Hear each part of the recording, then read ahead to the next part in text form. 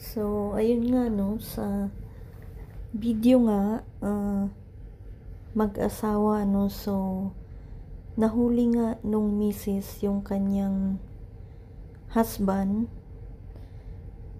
Yun na nga, nakakagulat lang dahil hindi pala babae yung gusto ng kanyang husband, kung hindi lalaki.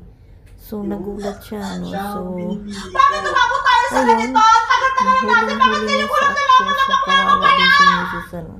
Bakit naman kasi hindi inamin, na ganun siya, diba? Hinintay pa na kinasal sila, kaya pala, sinabi ko naman kasi sa'yo, na baka yung asawa mo. Ayaw mo makinig eh. Dyan yung video. Bakit tinago mo sa akin? Bakit? Kaya nga ayaw kayong magkaanak niyan eh.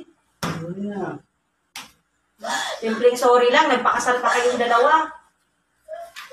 Kapag yung dalawa, bakit ikaw pumatong ka rin? Nakita mo na may asawa? Hindi ko po alam, ate. Hindi alam? Kailangan ko Sinunado ng ka? pera.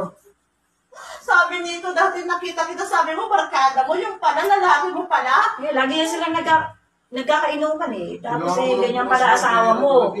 Ano sabi mo sa akin ngayon, ha? Sabihin mo! Huli.